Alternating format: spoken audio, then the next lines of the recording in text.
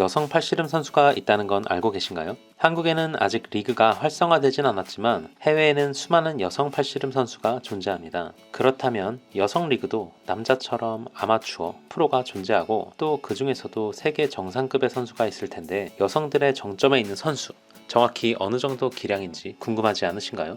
또 남자들을 상대로 팔씨름을 하게 된다면 과연 어느 정도까지 통할 수 있을까요?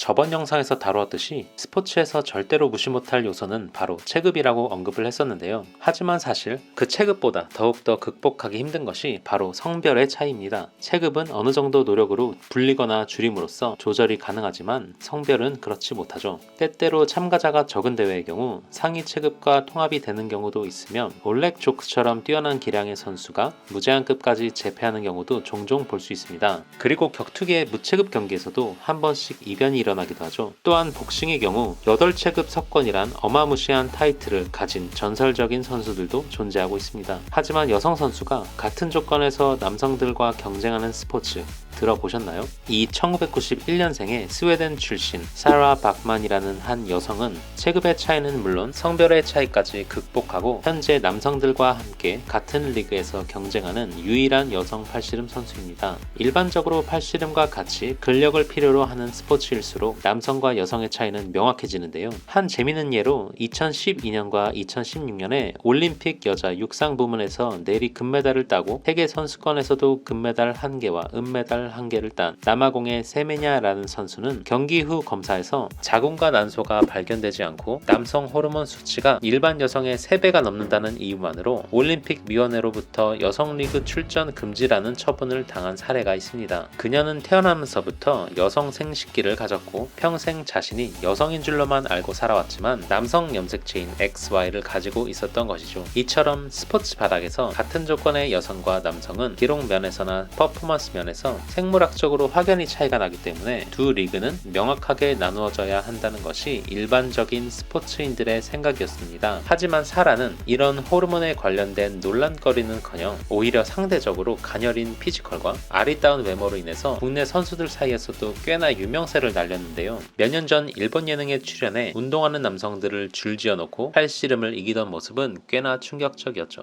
그녀는 인터뷰에서 14살 때쯤 자신이 다니던 학교에서 또래 여자는 물론 남자들과 선생님들까지 팔씨름을 모두 이겼다고 합니다. 그리고 본인이 팔씨름에 타고났다고 느끼고 본격적으로 훈련을 시작하게 되었다고 하는데요. 그녀의 자국 대회인 스웨덴 챔피언십 여성 팔씨름 리그에서 14번의 우승, 그 후 유럽 무대에서 8번의 우승을 하게 되고 나아가 세계대회까지 출전하여 총 8번의 월드 챔피언십 우승까지 거머쥐게 됩니다. 팔씨름 여제라고 불리는 그녀는 벌크업되지 않은 여성의 몸으로 믿을 수 없는 운동 능력 또한 가지고 있었는데요. 데드리프트 160kg, 벤치프레스 100kg를 수행하는 모습과 강한 악력과 상체 힘이 받쳐주지 못하면 수행할 수 없는 수건 턱걸이 등 운동 좀 했다 하는 남자들도 쉽게 하지 못하는 퍼포먼스를 보여주었습니다. 이후 그녀는 미국으로 이주하게 되는데요. 미국에서의 삶은 순탄하지만은 않았습니다. 잠시 1년간 몸담았던 프로레슬링 단체 WWE에서 만난 프로레슬러 보 댈러스 선수와 결혼을 하게 되지만 5년 만에 파경을 맞이하게 되죠. 설상가상으로 자신이 2년 전에 이미 꺾었던 브라질의 1인자 가비 콘셀러스 선수가 이를 바득바득 갈면서 그녀에게 재도전을 걸어오는 상황이었고 그녀는 그 도전을 다시 받아들이게 됩니다. 주선단체는 WAL이라고 불리는 미국에서 인기리에 방영되고 있는 팔씨름 대회인데요. 대중성을 감안하여 엘보우 파울 등 어느 정도 룰을 벗어나도 경기를 바로 중단하지 않는 특성이 있습니다. 사라는 가비와의 리매치 첫 경기에서 엘보우가 한참 나간 가비의 공격을 받아내다가 견갑근과 이두근이 살짝 찢어지게 되고 그 후 진행을 계속하였지만 결국 3대0으로 쓰린 패배를 맛보게 되고 결국 수술까지 하게 됩니다. 그럼에도 그녀는 팔씨름에 대한 열정이 꺼지지 않았는데요. 다시 같은 해 깁스한 오른팔을 가지고 2019 질로티 세계대회를 왼손 부문으로 참가하게 됩니다. 한 팔을 쓰지 못하는 상태에서 하는 팔씨름은 균형을 잡기 힘들어 힘 전달은 물론이거니와 자세를 쉽게 바꾸는 것도 어려워 매우 불리한데요. 매우 위험한 행동이기 때문에 선수들은 그녀를 만류했지만 그녀의 열정을 막을 수는 없었습니다. 그녀는 결국 오른팔을 깁스한 채 왼손 여성 팔씨름 세계대회 우승을 하게 되는 기염을 토하게 됩니다. 최근에는 오른팔 부상이 완치가 되어 팔씨름 모임에도 자주 모습을 모습을 보이고 있고 종종 남성 아마추어 팔씨름 대회에 참가하여 일반 남성이 아닌 팔씨름 경력이 꽤나 있는 남성 아마추어 팔씨름 선수와 같은 조건에서 대결을 하고 이기는 놀라운 모습을 보여주고 있습니다.